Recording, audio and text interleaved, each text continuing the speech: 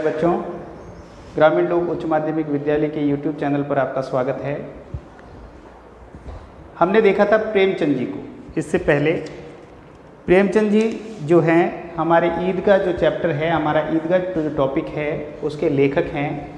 किस प्रकार प्रेमचंद जी का हमने कवि परिचय देखा, जीवन परिचय देखा, उनकी कृतियाँ देखी, पाठ परिचय देख लिया है कि वास्तव में ईदगाह क्या है।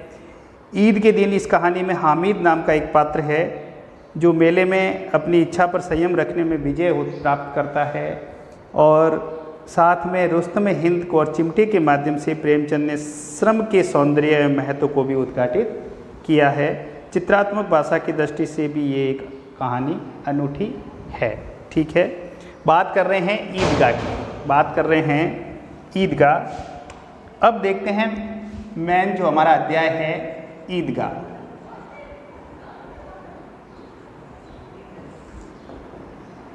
भारत एक धर्मनिरपेक्ष राष्ट्र है। यहाँ पर भिन्न भिन्न प्रकार के त्यौहार मनाए जाते हैं। हर धर्म, हर जाति, हर व्यवस्था के रूप में ध्यान रखा जाता है। कल ही हमारी जो है ईद गई है, परसों सोमवार को। ठीक है, वही देखिए यहाँ पर ईदगाह के माध्यम से देख रहे हैं कि किस प्रकार ईदगाह जो है लोग जाते हैं और अपनी दुआओं का जो है असर जो है होता है सब पे। रमज़ान के पूरे 30 रोज़ों के बाद ईद आई। अंडरलाइन कीजिए, महत्वपूर्ण टॉपिक है। रमज़ान के कितने रोज़ों के बाद ईद आई है? तो रमज़ान के पूरे 30 रोज़ों के बाद ईद आई है। कितना मनोहर, कितना सुहावना प्रभात है। वास्तव में सुबह कितनी प्यारी है। जब ईद वाले दिन कोई त्यौहार होता है, उस दिन बच्चों में बड़ा उत्साह होता है। कहते हैं वास्तव में बच्चे जो है त्यौहार को बड़े ही उमंग के साथ, उत्साह के साथ, अपनी पूरी एक क्षमता के साथ मनाने का प्रयास करते हैं। इसी प्रकार जो है ईद है वो बड़े 30 रोज़ों के बाद दी जाती है। रमज़ान के, लिख देते हैं एक बार, रमज़ान के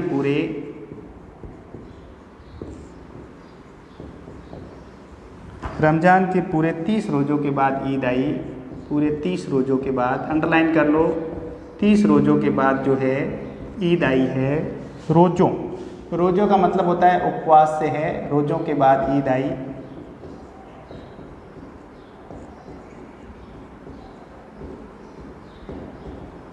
ईद आई है। वास्तव में ईद कब आई है? रमज़ान के पूरे 30 रोज़ों के बाद है जो ईद आई है।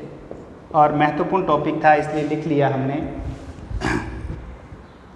कितना मनोहर यानी मन को जो है हरने वाला। मनोहर का मतलब होता है मन को हरने वाला। मनोहर,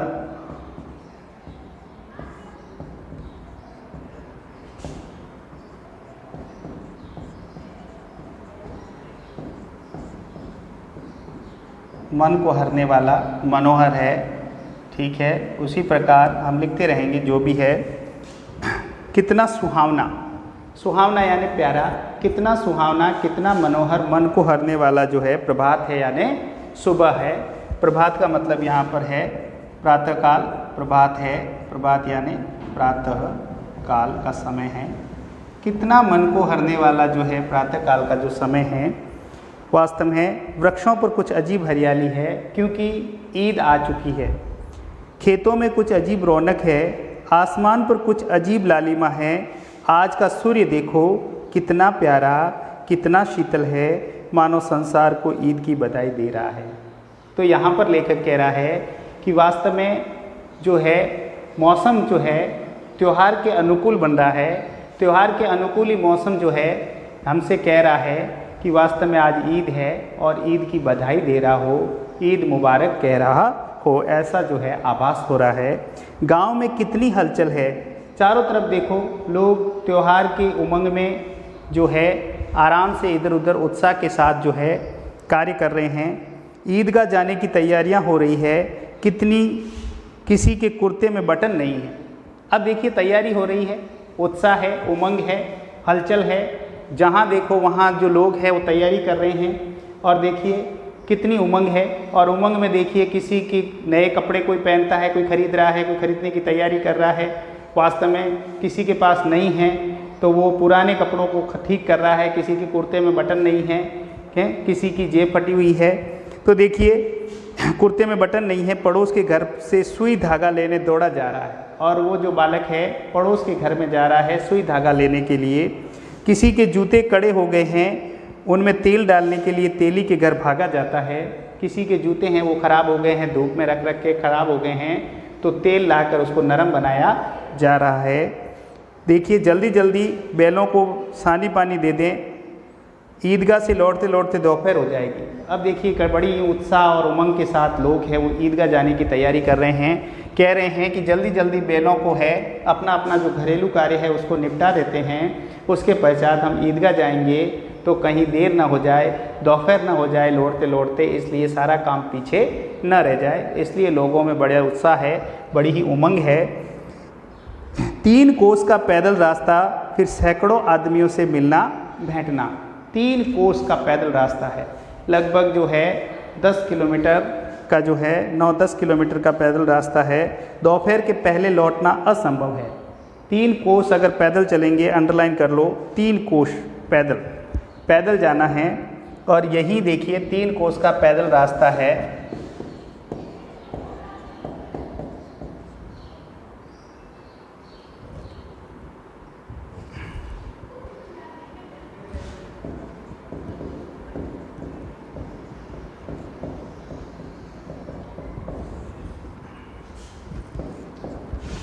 दूरी कितनी है? 3 कोस बताई हुई है, इसको अंडरलाइन कर लेना, ठीक है, महत्वपूर्ण है। ईदगाह लौटते लौटते दोपहर हो जाएगी। 3 कोस का जो पैदल रास्ता है, फिर सैकड़ों आदमियों से मिलना और भेंटना। सैकड़ों लोगों से रास्ते में मिलना भी पड़ेगा, उनको ईद मुबारक भी कहना पड़ेगा। दोपहर के पहले लौटना असंभव है, दोपहर हो जाएगी लौटते लौटते। लड़के सबसे ज़्यादा प्रसन्न। अब देखिए चारों तरफ खुशी का माहौल है, लड़के जो है प्रसन्नचित हैं, बड़े ही उत्साह है, उमंग है, आनंद अनुभव कर रहे हैं, आनंद विभोर हो रहे हैं। किसी ने एक रोज़ा रखा है तो वह भी दोपहर तक, किसी ने वह भी नहीं। तो देखिए बच्चों की उमंग उत्साह में देखिए, किसी ने रोज़ा रखा है, उपवास रखा है, किसी ने वो भी नहीं रखा है। लेकिन ईदगाह जाने की खुशी उनके हिस्से की चीज़ है। रोज़े बड़े बुढ़ों के लिए होंगे, इनके लिए तो केवल ईद है। वास्तव में रोज़े वगैरह तो बड़े लिखते हैं, बूढ़े रखते हैं, हमारे लिए तो ये उत्साह और उमंग का त्यौहार है। ईद जो है बच्चों के लिए उत्साह एवं उमंग का त्यौहार बन के आया है। बच्चों के लिए जो है उत्साह एवं उमंग का त्यौहार बन के आया है।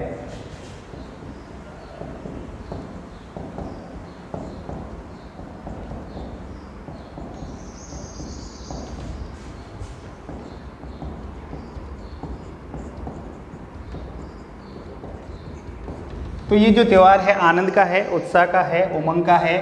बच्चे सबसे ज़्यादा खुश हैं, बच्चों में प्रसन्नचित्ता है, बच्चे जो है प्रसन्न हैं। लेकिन ईदगाह जाने की खुशी उनके हिस्से की चीज़ है। दोपहर तक वास्तव में आते आते दोपहर हो जाएगी। ईदगाह जाने की खुशी उनके हिस्से की चीज़ है। रोज़े बड़े बुड्ढों के लिए होंगे, इनके लिए तो ईद है। रोज़े बड़े बुड्ढों के लिए होंगे, लेकिन हमारे लिए क्या है? ईद है। रोज़ ईद का नाम रटते थे, आज वह आ गई। बच्चों में देखिए कोई भी त्यौहार जब आता है तो बड़ी उमंगता रहती है, उत्साह रहता है। कहते हैं कि वो त्यौहार कब आएगा, ईद कब आएगी, ईद कब आएगी। और वास्तव में आते आते जिसका इंतज़ार था लंबे समय से, वो त्यौहार आज आ गया है। अब जल्दी पड़ी है कि लोग ईदगाह क्यों नहीं चलते। ईदगाह वो स्थान जहाँ पर ईद की नमाज पढ़ी जाती है, वो उसे हम ईदगाह कहते हैं। ईदगाह वो स्थान है जहाँ पर ईदी की नमाज पढ़ी जाती है। इन्हें गृहस्थी की चिंताओं से क्या प्रयोजन, बच्चों को गृहस्थी से क्या लेना देना, यानी आटा कहाँ से आएगा, सेवइयाँ कहाँ से आएंगी, दूध कहाँ से आएगा, सारा सामान कहाँ से आएगा, इनका वास्तव में इनसे कोई लेना देना नहीं है। इन्हें तो बस ईदी है वो लेनी है। ईद में मेले में जाना है और वहाँ पर भिन्न भिन्न प्रकार के जो व्यंजन बने हुए हैं उन्हें चखना है, खिलौने लेने हैं, आनंद करना है और मस्ती और मौज करके घर आना है। बस बच्चों के लिए ये त्यौहार बड़ा ही महत्वपूर्ण त्यौहार है, अच्छा है, आनंद के साथ खुशी का त्यौहार है, उमंग का त्यौहार है। वास्तव में अब जल्दी पड़ी है कि लोग ईदगाह क्यों नहीं चलते। इन्हें गृहस्थी की चिंताओं से क्या प्रयोजन। सवैयों के लिए सवैयाँ। अब देखिए सवैयों के लिए, सवैयाँ जो है ईद में बनाया जाने वाला व्यंजन है, सेव है, जिसको बनाकर लोग हैं एक दूसरे को जो है मीठा जो है पसंद करते हैं, उनके लिए जो है मीठ जो इसका प्रसाद देंगे एक दूसरे को। दूध और शक्कर घर में है या नहीं, इनकी बला ये तो सेवैयाँ खाएंगे, वह क्या जाने कि अब्बा जान क्यों बदहवास चौधरी कयामत अली के घर दौड़े जा रहे हैं। उन्हें क्या खबर कि चौधरी आज आंखें बदल ले तो ये सारी ईद मुहर्रम हो जाए। यानी क्यों व्यवस्थाएं करने के लिए बड़े लोग हैं, वो किस तरीके से एक दूसरे के घर जाकर व्यवस्थाएं करते हैं, उन्हें उससे कोई सरोकार नहीं है, बच्चों को उनसे कोई सरोकार नहीं है। वास्तव में दाना पानी कहाँ से आएगा, खाने की चीज़ें कहाँ से आएंगी, रुपया कहाँ से आएगा, बच्चों को उससे कोई लेना देना नहीं है। उनकी अपनी जेबों में तो कुबेर का धन भरा हुआ है। बच्चों में भले 1 रुपया भी उनके पास हो तो बच्चे अपने आप को करोड़पति मानते हैं कि वास्तव में मेरे पास पैसे हैं। बच्चों की आनंद और उत्साह उन 1 रुपये में भी है। वास्तव में तो बच्चे हैं, उनको किसी से कोई सरोकार नहीं है। बार बार जेब से अपना खजाना निकाल कर गिनते हैं और खुश होकर फिर रख लेते हैं। महमूद गिनता है 1 2 10 12, उसके पास 12 पैसे हैं। महमूद के पास देखिए अब कितने पैसे हैं, 12 पैसे हैं। अब देखिए अलग अलग बच्चों का जिक्र हो रहा है, अलग अलग नाम आए हैं। अब सबसे पहले आया है महमूद। महमूद के पास कितने हैं, 12 पैसे हैं। मोहसिन के पास 1 2 3 8 9 15 पैसे हैं। इन्हीं अनगिनती पैसों में अनगिनती चीज़ें लाएंगे। अब देखिए पैसे अनगिनती है, अनगिनत है, तो उनमें भी अनगिनत जो है चीज़ें आएगी, खिलौने, मिठाइयाँ, बिगुल, गेंद, न जाने क्या क्या। और सबसे ज़्यादा प्रश्न है हामिद। सबसे ज़्यादा खुश कौन है, हामिद। हमारे कहानी का सबसे महत्वपूर्ण पात्र, कहानी का सबसे महत्वपूर्ण पात्र है, कौन है, हामिद। हामिद कहानी का सबसे महत्वपूर्ण पात्र है। अब सबसे ज़्यादा ये खुश है, आज सबसे ज़्यादा खुश है क्योंकि ईद का माहौल है, ईद आ चुकी है। अंडरलाइन कीजिए, सबसे ज़्यादा जो प्रश्न है वो कौन है, हामिद है। वह 4-5 साल का गरीब सूरत, गरीब दुबला पतला लड़का है जिसका बाप गत वर्ष हैजे की भेंट हो गया। अब हामिद का कैरेक्टर, हामिद कौन है, ये सबसे गरीब है, दुबला पतला बालक है। इसके पिताजी को हैजे ने अपनी चपेट में ले लिया। हैजे के रोग से इसके पिताजी चल बसे।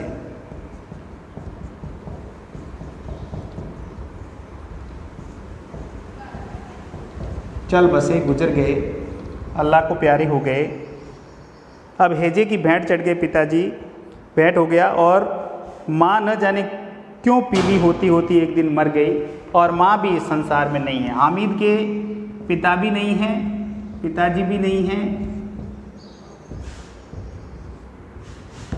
हामिद के पिताजी भी नहीं हैं, हामिद के पिताजी भी नहीं हैं और माताजी भी नहीं है, माताजी भी पीली होते होते मर गई।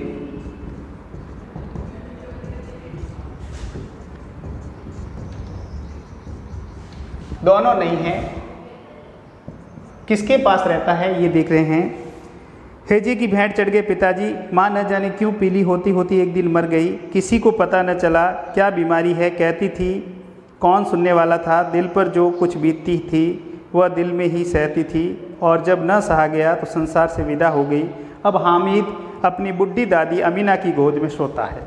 दादी, हामिद की दादी का नाम है अमीना। हामिद की दादी का नाम है अमीना। क्या नाम है, अमीना। अमीना जो है हामिद की दादी है, अमीना की गोद में सोता है और उतना ही प्रसन्न है। अब हामिद अपनी बुढ़ी दादी अमीना की जो है गोद में रहता है, यानी अब अमीना ने उसे पाल पोस कर बड़ा किया है और वो प्रसन्न है। उसके अब्बा जान रुपए कमाने गए हैं, बहुत सी थैलियाँ लेकर आएंगे। अम्मी जान अल्लाह मियाँ के घर से उसके लिए बड़ी अच्छी अच्छी चीज़ें लाने गई है। देखिए बच्चे को कैसे बहला फुसला लेते हैं। हम बहलाते हैं बच्चों को, फुसलाते हैं बच्चों को हम ढाढ़स बंधाते हैं। बच्चों को कहते हैं कि तुम्हारे पिताजी जो है अल्लाह के पास रुपए लेने गए हैं, बहुत सी थैलियाँ लेकर आएंगे रुपए की। और अम्मी जान है अल्लाह मियाँ के घर उसके लिए बड़ी अच्छी अच्छी चीज़ें लाने गई है। बच्चा बेचारा जो है फुसल जाता है, फुसलाते हैं बच्चों को, तो बच्चा जो है वास्तव में जो है मान जाता है, इसलिए हामिद प्रसन्न है। आशा तो बड़ी चीज़ है और फिर बच्चों की आशा, उम्मीद पे दुनिया कायम। आशा का अर्थ होता है उम्मीद, और उम्मीद पर दुनिया कायम है। कहते हैं उम्मीद पर दुनिया कायम है। अब देखिए आशा है बच्चे को कि आशा जो है वो बड़ी ही, बच्चों की आशा बड़ी होती है। अब कहते हैं उनकी कल्पना तो राई का पर्वत बना लेती है। अंडरलाइन कीजिए, हामिद के पाँव में जूते नहीं हैं। गरीब बालक है हामिद, जो है यहाँ पर एक गरीब बालक के रूप में चित्रित हुआ है हामिद। अब इसके पाँव में जूते नहीं हैं, पाँव में क्या नहीं हैं, जूते नहीं हैं। फिर सिर पर एक पुरानी टोपी है जिसका गोटा काला पड़ गया है, फिर भी वह प्रसन्न है। बच्चों में देखिए कभी ईर्ष्या नहीं होती, बच्चों में देखिए कभी किसी प्रकार की कोई जो है वैमनस्य नहीं रहता। अब यहाँ पर देखिए पाँव में जूते नहीं हैं, उसके पश्चात भी ये जो है बड़ा ही प्रसन्न है, खुश है, क्योंकि आज ईद है और ईद की जो है नमाज़ पढ़ने के लिए ईदगाह जा रहे हैं। बड़े ही प्रसन्नचित होकर बच्चे और बड़े जो है ईदगाह जा रहे हैं। पुरानी एक टोपी है, उसको सिर पे उसने धारण कर लिया है, जिसका गोटा काला पड़ गया है, फिर भी वह प्रसन्न है। जब उसने अब्बाजान थैलियाँ और अम्मीजान नियामतें लेकर आएंगी तो वह दिल के अरमान निकाल लेगा। जितने भी जो इसके अरमान पूरे नहीं हुए हैं वो सारे जब पिताजी थैलियाँ भर के पैसा लेकर आएंगे और माताजी और नियामतें लेकर आएगी तो वास्तव में वो पूरे जो है शौक़ पूरे कर लेगा, ऐसा कह रहे हैं, अरमान निकाल लेगा। तब देखेगा महमूद, मोहसिन, नूरें और सम्मी कहाँ से उतने पैसे निकालेंगे। तो अब मैं भी देखूँगा, बच्चा कह रहा है कि फिर मेरे ये सारे दोस्त कहाँ से इतने रुपयों का ढेर निकालेंगे। मेरे अब्बा जान पैसा लेकर आएंगे और अम्मी हैं वो खूब सारी नियामतें लेकर अल्लाह के घर से अच्छी अच्छी चीज़ें लेकर आएगी। वास्तव में अबागिन अमीना अपनी कोठरी में बैठी रो रही है। उसकी दादी अमीना जो है हामिद की दादी है और वो है रो रही है कोठरी में बैठी बैठी। आज ईद का दिन और उसके घर में दाना नहीं, घर में दाना भी नहीं है खाने के लिए। कितने गरीब लोग हैं बेचारे। अब देखिए हामिद का कैरेक्टर जो है प्रेमचंद जी ने बड़े ही ताने बाने के साथ बुना है और कितनी मतलब एक बच्चे के हृदय में बड़ों जैसी समझ लाने का जो है। कहते हैं कि हमने इसको पढ़ा था कि भाषा की दृष्टि से ये कहानी बड़ी बेजोड़ है। अब देखिए बच्चों का दृष्टिकोण कैसा होता है। बच्चों में उमंग आनंद के साथ साथ कुछ ललचाने की चीज़ें भी होती हैं। वो मिठाई खाना पसंद करते हैं, खिलौने लेना पसंद करते हैं, लेकिन तदुपरांत उनके पास पैसे नहीं भी है। हामिद के पास केवल 3 पैसे होंगे, उसके घर में दाना नहीं है। आज हामिद आबिद होता तो क्या इसी तरह ईद आती? अंडरलाइन करो, आबिद उसके पिताजी का नाम है, और चली जाती। इस अंधकार और निराशा में वह डूबी जा रही थी। किसने बुलाया था इस निगोड़ी ईद को? इस घर में उसका काम नहीं, लेकिन हामिद, उसे किसी के मरने जीने से क्या मतलब। हामिद बच्चा है, उमंग है, उत्साह है उसके साथ, उसे इतनी जो है कोई खबर नहीं है कि उसके अंदर प्रकाश है, बाहर आशा। विपत्ति अपना सारा दल बल लेकर आए हामिद की आनंद भरी चितवन और उसका विध्वंस कर देगी। हामिद की जो आनंद भरी चितवन है उसका विध्वंस कर देगी। हामिद भीतर जाकर दादी से कहता है, तुम डरना नहीं अम्मा, मैं सबसे पहले आऊँगा, बिल्कुल न डरना, तुम मत डरना अम्मा। कौन कह रहा है? हामिद कह रहा है अपनी अम्मा, दादी अम्मा को कह रहा है कि तुम डरना मत, मैं सबसे पहले ईदी से घर आ जाऊंगा, ईदगाह से। अमीना का दिल कचोट रहा है। गांव के बच्चे अपने अपने बाप के साथ जा रहे हैं, हामिद का अमीना के सिवा और कौन? तो गांव के बच्चे हैं, वो अपने पिताजी, अपनी माताजी, अपने रिश्तेदारों के साथ हाथ पकड़कर, उंगली पकड़कर जा रहे हैं, लेकिन हामिद का उसके दादी के सिवा कोई नहीं है। तो हामिद का उसके दादी के अलावा कोई नहीं है, उसे कैसे अकेले में मेले जाने दे? उस भीड़ भाड़ में बच्चा कहीं खो जाए तो क्या हो? वास्तव में बच्चा है, बच्चे के साथ कोई बड़ा होना चाहिए जो उसकी जिम्मेदारी उठा सके, लेकिन हामिद के साथ ऐसा कोई नहीं है। हामिद की जो अकेली जो अम्मा है, दादी अम्मा हैं, वो घर पर है, वो उसकी चिंता कर रही है। नहीं अमीना उसे यूँ न जाने देगी, नन्ही सी जान 3 कोस चलेगा कैसे। अब जाने की भी दिक्कत कि वास्तव में परेशानियां हैं, 3 कोस पैदल कैसे चलेगा मेरा बच्चा, पैर में छाले पड़ जाएंगे, जूते भी तो नहीं हैं। वह थोड़ी थोड़ी दूर पर उसे गोद में ले लेगी, लेकिन यहाँ सेवैयाँ कौन पकाएगा। अगर मैं जाती हूँ, अमीना कह रही है कि अगर मैं ईदगाह जाऊँ तो बच्चे को मैं गोद में उठा लूँगी, लेकिन यहाँ घर पर सेवैयों की व्यवस्था कौन करेगा, सेवैयाँ कौन बनाएगा बच्चे के लिए, लेकिन यहाँ सेवैयाँ कौन पकाएगा। पैसे कोते तो लौटते लौटते सब सामग्री जमा करके चटपट बना लेती, यहाँ तो घंटों चीज़ें जमा करते लगेंगे। मांगे ही कहाँ तो भरोसा ठहरा, मांगे ही कहाँ का तो भरोसा ठहरा। वास्तव में कहाँ जाकर मांगे जहाँ भरोसा नहीं। उस दिन फ़हीमन के कपड़े सिले थे। फ़हीमन एक अलग कैरेक्टर है, उसके कपड़े दादी अम्मा ने सिले थे। 8 आने पैसे मिले थे। उस अट्ठन्नी को ईमान की तरह बचाती चली आती थी इसी ईद के लिए। लेकिन कल ग्वालन सिर पर सवार हो गई तो क्या करती। कल एक ग्वालन आ गई जो सिर पर सवार हो गई पैसे लेने के लिए। हामिद के लिए कुछ नहीं है तो 2 पैसे का दूध तो चाहिए ही। अब तो कुल 2 आने पैसे बच रहे हैं, 3 पैसे हामिद की जेब में, 5 अमीना के बटुए में। यही तो बिसात है और ईद का त्यौहार अल्लाह ही बड़ा पार लगाएगा। अब अल्लाह से दुआ करती है कि हे अल्लाह तुम ही मेरा बेड़ा पार लगाना। सभी को सेवैयाँ चाहिए और थोड़ा किसी की आँखों नहीं लगता, थोड़ा किसी की आँखों नहीं लगता। किस किस के मुँह चुराएगी और मुँह क्यों चुराए। साल भर का त्यौहार है, ज़िंदगी खैरियत से रहे, उनकी तकदीर भी तो उसी के साथ है। बच्चे को खुदा सलामत रखे, ये दिन भी कट जाएंगे। दुआएं कर रही है अम्मा है, दादी अम्मा कह रही है कि मैं जो है कैसे व्यवस्था करूंगी। अट्ठन्नी मिली थी, मौसिन के कपड़े छीले थे तो उससे जो है अट्ठन्नी जो मिली थी, फ़हीमन के कपड़े सिले थे सॉरी, और उससे अट्ठन्नी मिली थी। उससे मैं पैसे बचा बचा कर अपने बटुए में रख रही हूँ बच्चे के लिए, आज ईद के दिन के लिए। तो बच्चे को खुदा सलामत रखे, ये दिन है वो एक दिन कट जाएंगे। दुख हमेशा दुख नहीं रहेगा। गांव से मेला चला और बच्चों के साथ हामिद भी जा रहा था। कभी सब के सब दौड़ कर आगे निकल जाते तो फिर कभी पेड़ के नीचे खड़े होकर साथ वालों का इंतज़ार करते, ये लोग क्यों इतना धीरे धीरे चल रहे हैं। हामिद के पैरों में तो जैसे पर लग गए हैं, वह कभी थक सकता है।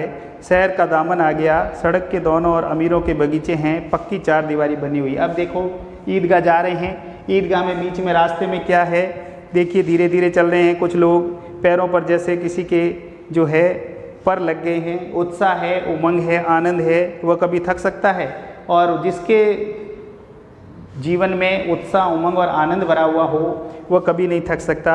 शहर का दामन आ गया था, सड़कों के दोनों और अमीरों के बगीचे आ गए थे, पक्की 4 दीवारी आ गई थी, पेड़ों में आम और लीचियाँ लगी हुई थी। कभी कभी कोई लड़का कंकड़ी उठाकर आम पर निशाना लगाता, माली अंदर से गाली देता हुआ निकलता। लड़के वहाँ से एक फलांग पर है, खूब हंस रहे हैं, माली को कैसे उल्लू बनाया। तो बच्चे हैं, बच्चे हमेशा नटखट होते हैं। कहते हैं बच्चे जीवन में जो है भगवान का रूप होते हैं। बड़ी बड़ी इमारतें आने लगी, ये अदालत है, ये कॉलेज है, ये क्लब घर है। अब ईदगाह जाते हुए रास्ते में कैसा माहौल है, किस तरीके से हो रहा है। सभी इतने बड़े कॉलेज में कितने लड़के पढ़ते होंगे। सब लड़के नहीं हैं जी, बड़े बड़े आदमी हैं सच, उनकी बड़ी बड़ी मूछें हैं। बातें कर रहे हैं आपस में और कह रहे हैं कि वास्तव में इस कॉलेज में कौन पढ़ते हैं, तो कहते हैं लड़के। लड़के नहीं हैं कि ये तो आदमी पढ़ते हैं, बड़ी बड़ी मूँछों वाले। इतने बड़े हो गए, अभी तक पढ़ते जाते हैं, न जाने कब तक पढ़ेंगे और क्या करेंगे। इतना पढ़कर हामिद ने मदरसे में तो 3 बड़े बड़े लड़के हैं, बिल्कुल 3 कौड़ी के, रोज़ मार खाते हैं, काम से भी जी चुराने वाले। इस जगह भी उसी तरह के लोग होंगे और क्या। क्लब घर में जादू होता है, सुना है यहाँ मुर्दों की खोपड़ियाँ दौड़ती है। और क्लब घर में कुछ बच्चों को सुनाया जाता है कि यहाँ मुर्दों की खोपड़ियाँ हैं वो दौड़ती है। और बड़े बड़े तमाशे होते हैं पर किसी को अंदर नहीं जाने देते। और यहाँ शाम को साहब लोग खेलते हैं, बड़े बड़े आदमी खेलते हैं, मूँछों दाढ़ी वाले, और मैमें भी खेलती है। सच हमारी अम्मा को वह दे दो, क्या नाम है, बैट, तो उस पकड़ ही न सके। और हमारी अम्मा को तो अगर बैट दे दिया जाए तो हमारी अम्मा तो बैट नहीं पकड़ सकती, जितनी कि यहाँ शहर की मैमें जो है वो खेलती है। घूम न सके, घुमाते ही लुढ़क न जाए। महमूद ने कहा हमारी अम्मी जान का तो हाथ कांपने लगे, अल्लाह कसम। ठीक है, आज के लिए बस इतना ही। इसके बाद हम कल पढ़ेंगे ठीक है। हम इसके जो प्रश्न उत्तर है वो हम बाद में देंगे।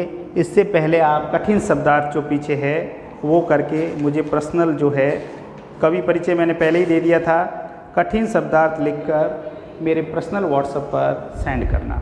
ठीक है, थैंक यू वेरी मच। आज के लिए इतना ही, बाकी बाद में पढ़ेंगे।